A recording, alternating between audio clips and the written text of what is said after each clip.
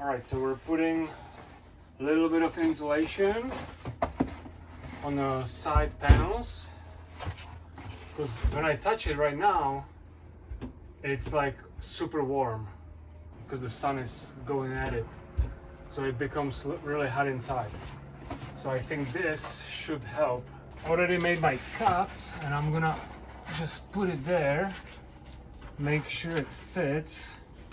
Yep, I got the other side done already. It looks pretty good, and it sounds much better too. It might even stop some squeaks and noises that I have coming from here. So I'm pretty happy with that. I'm gonna have the link for this product in the description with the same measurements that I did, because this is like 55 inches by 19.5, and I got a one roll of like 60 inches times 45 or something. So just do little cuts and it fits both sides. So the link will be in the description of the video. And now I can peel the rest of it, I guess.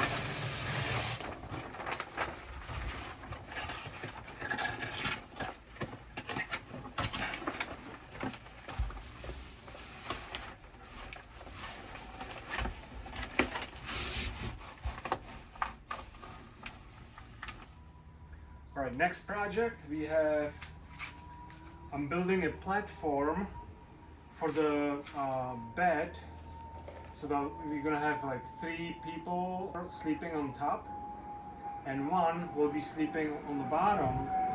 And what I had temporarily on our road trip that we did through Colorado, and it worked really good, was I built this little platform from little 2x2s, or 1.5 inch and 1.5 inch, and I had just a plywood on top and a piece of mattress, and it worked really good.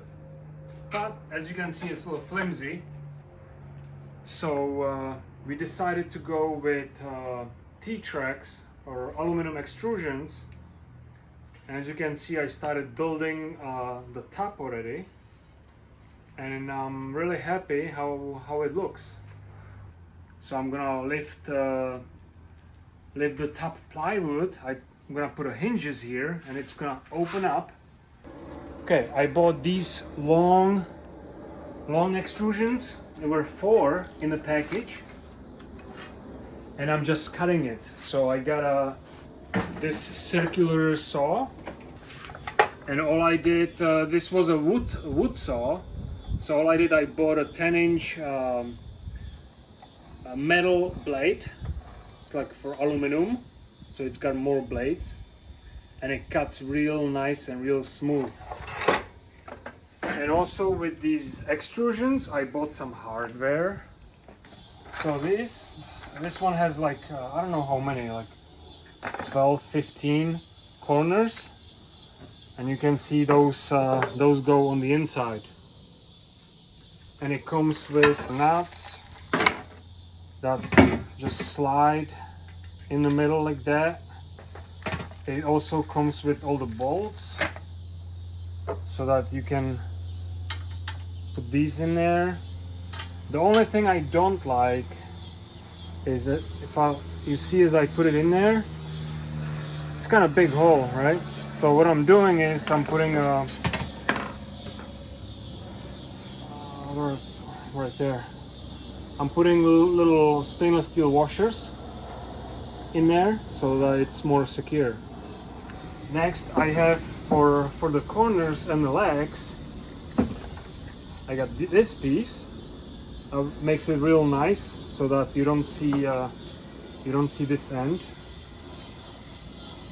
So it kind of caps it off, and also gives you attachment to build another piece and another piece down there, like a leg. And the third hardware, and it also comes with the bolts. Those are special bolts, like these little guys. Comes with a tool, like that, and that threads into here. So that works really well. And the third hardware I bought is just to make it more secure, these corners. And same thing, comes with those T-nuts, comes with all the bolts. Looks like these holes are not as big, so I may not need to use the washers. Comes with with a tool, and these I can put in here if I feel I want to make it stronger. So what I'm thinking is for the legs, because this metal, I'm not sure how good this metal is. So once I'm gonna put the other extrusion here, I'm gonna reinforce it with this. So I can put bolt here, bolt there, and it should be, and also bolt here. Yeah, I can use this too. All right, now the size, I went with the 30 millimeters. So it's 30 by 30. The more common on Amazon are 20 by 20. And I think they're selling it for like a 3D printers. So this one is a little stronger, 30 by 30, and that's like a 1 inch and a quarter, or between 1 inch and 1 1/4. But yeah, so 30 by 30. I feel it's gonna be more sturdy, especially if we're gonna be laying on it or sitting on it. Let me know what you're using, if you're using this 30 by 30 or if you're using the 20 by 20, and if the 20/20 is strong enough. The build from 30/30 extrusion is going pretty well. I have one side already attached to the bed through these brackets. You can see this truck has a special holes that I could put riv nuts in there. There's 4 riv nut locations on each side. So altogether I got 4 times 2, so 8 riv nuts on one side and 8 riv nuts on the other side. So I'm using the 4 riv nuts in the back to secure this bench slash additional bed and slash storage underneath. I kind of run out of these long beams. So what I'm gonna do instead, because these are pretty expensive, I think this long beam is like 70-80 bucks. And that's already like directly from China through Amazon. If I would source it out here in the States, it will be more expensive than that. So what I'm doing is I'm gonna use the shorter ones and I'm just gonna join them together. So I found these connectors that they just gonna slide like so, and that should work pretty well.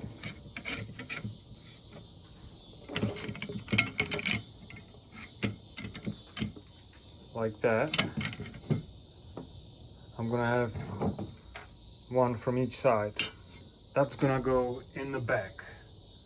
So the front's gonna have more weight, obviously. The rear one's not gonna have that much weight.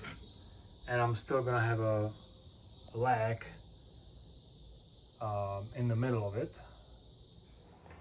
So we just came back from our New York trip. We spent 2 nights in a hotel and we spent 1 night on the way to New York on the highway, service station or rest area, whatever you call it. And it worked out really good. We get to test my new build over here for our power station and some more storage here. And this empty table is really cool as well for when you sleep inside. for putting the bags on and putting phones and whatnot, you know, so this worked out really well. I'm very happy about it. All right, this is my bed actually down here, because we don't quite fit the 4 of us up there. It's perfect for 3 people, but for 4 people it gets a little tight. So the bed is down here, and I'm using an air mattress, and I made this little bench here. I made it more narrow so that I can take these off if I need to. I can access stuff from here if I need to. Both these hinges I actually bought. These are just regular small door hinges from Ace hardware store, and they worked out really well. You know, thanks to the T-slots everywhere. So I just put a T-nut inside, the hammer nut that kind of twists and locks in place. So that worked out beautifully, and it looks pretty sturdy too. I can sit on it and it doesn't move or anything. Kind of ran out of these extrusion. I just ran out simply. I didn't have time to order more, so I just built one side up here and other side in here. And I have these corners, and if you can see these 2 little holes here, it's from this side, and then here on the bottom you can see that I'm missing the extrusion along this edge.